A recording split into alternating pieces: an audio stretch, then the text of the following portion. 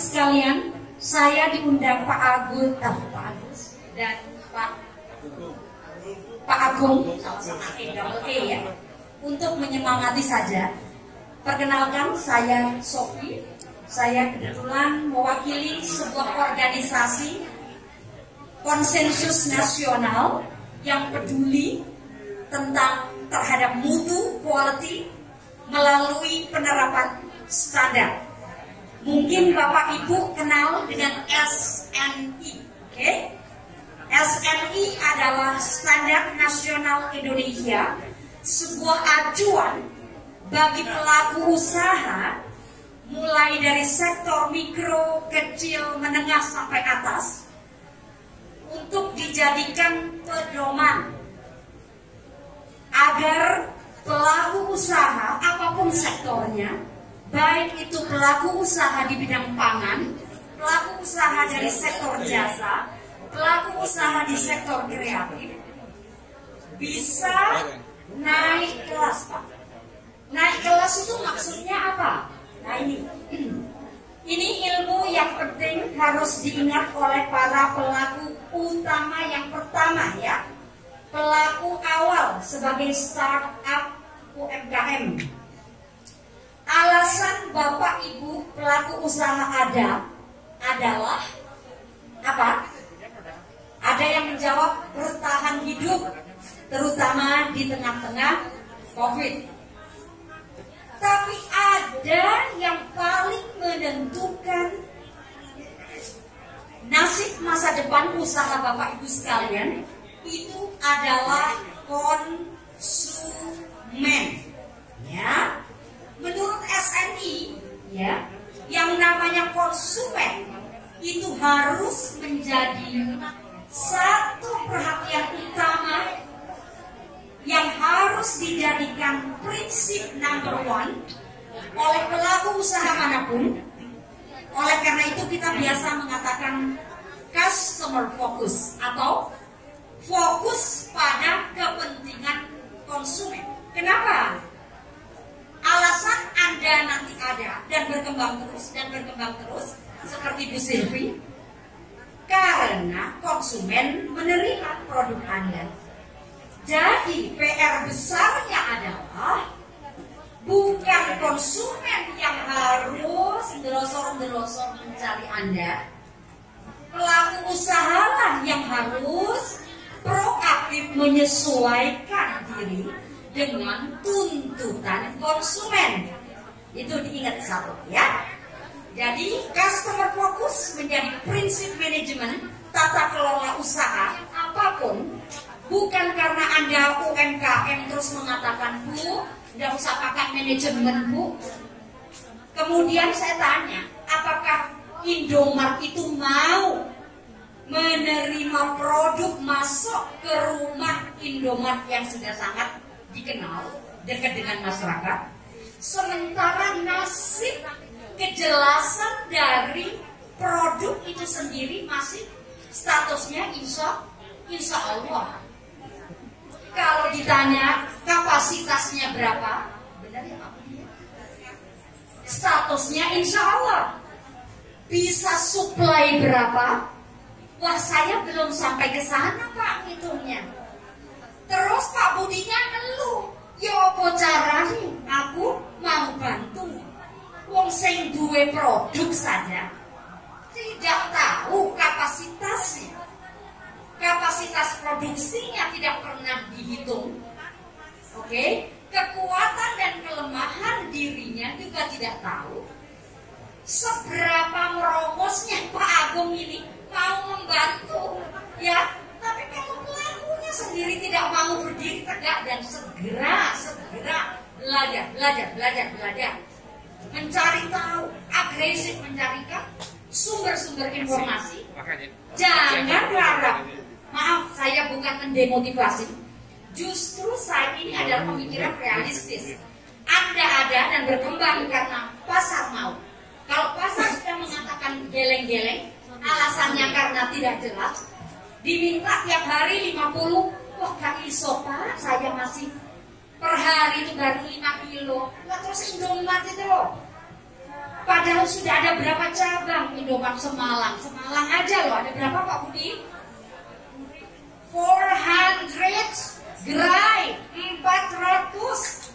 Kalau tiap gerai saja Anda taruh 10 kali 400, bisa nggak? Jadi bukan karena aku mau masuk Indomaret. Ayo kita mulai sekarang standarkan cara berpikir kita, standarkan. Kita mampu berapa kapasitas kita? Pernahkah kita bisa berhitung? Pernahkah kita peduli pada kemampuan diri berhitung? Contoh kecil saja, siapakah partner kita di sektor hulu? Misalnya saya tanya, saya tadi ada keripik pisang, saya tanya, raw material pisang ngambilnya dari mana? Pasar, Bu. Spesifikasi pisangnya apa?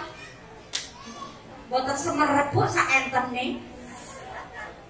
Ini risiko ya Bapak Ibu, risiko. Risiko itu tidak berarti negatif. Risiko itu artinya dampak yang potensi yang akan muncul akibat ketidakjelasan.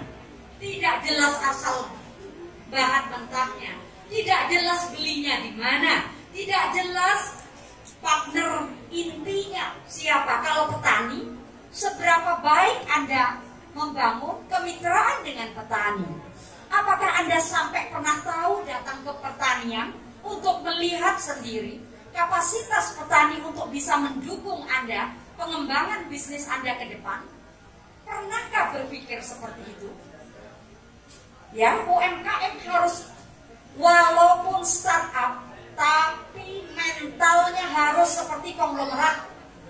Cara berpikirnya jangan anti tata kelola. Tidak boleh alergi terhadap kritikan. Nanti lorowati, titik-titik lorowati tersinggung. Terus katanya dodolan tersinggung. Mentalitas ini yang harus dirubah. Sorry, saya sejak 2011 ada 6.000 UMKM yang sudah ikut pelatihan saya. Kami dari Masyarakat Standarisasi Indonesia, saya kebetulan duduk di Dewan Pengurus Nasional untuk pengembangan standarisasi UMKM nasional. Ya, jadi tugas saya adalah memberi bimbingan, arahan, bimbingan teknis bagi UMKM yang mau berubah. Tidak termasuk mereka yang tidak mau berubah. Tidak masuk hitungan kita untuk kita beri bimbingan gratis.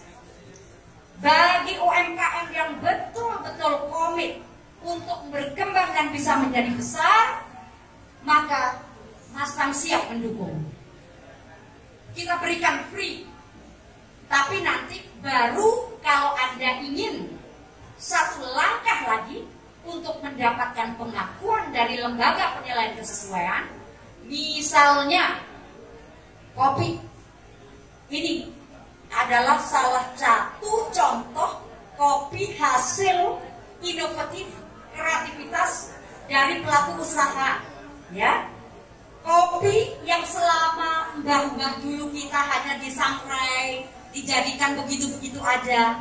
Ini ada kopi yang diolah dan melewati sebuah proses fermentasi. Apakah ini siap di-launch ke pasar? Belum. Saya harus memastikan kepada produsennya bagaimana fermentasi yang dilakukan, apakah sudah patuh memenuhi persyaratan keamanan pangan agar produk pangan ini dapat dan mampu terhindar dan mampu mengendalikan dari hazardous material. Hazardous material adalah bahan-bahan yang berbahaya. Ini harus dikendalikan. Aturan memang ada untuk produk fermentasi, ada level-level tertentu. Dan ini luar biasa, karena saya merasakan kalau saya minum ini badan saya anget otomatis. Bayar Mas, nang aku tak promosi Pak. Ya, jadi PR-nya dong boto. Pertama, apa? Ini saya jadikan contoh. Pertama, kenali proses produksinya sendiri.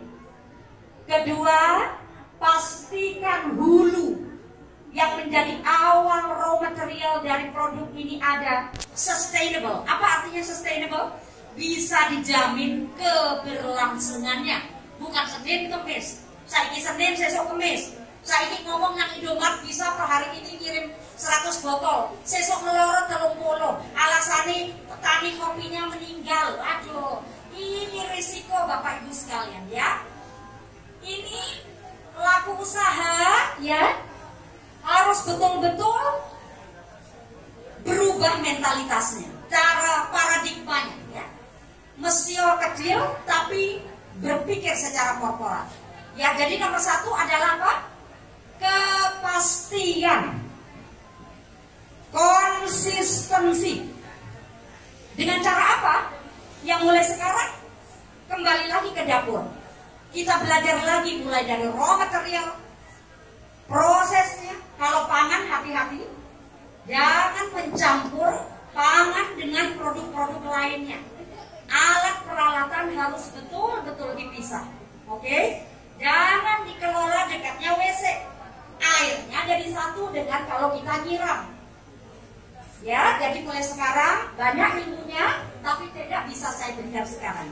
Saya pikir hanya satu kunci itu saja, konsistensi. Saya cukupkan sampai di sini. Monggo saya serahkan lagi kepada moderator. Terima kasih. Beri aplaus dulu.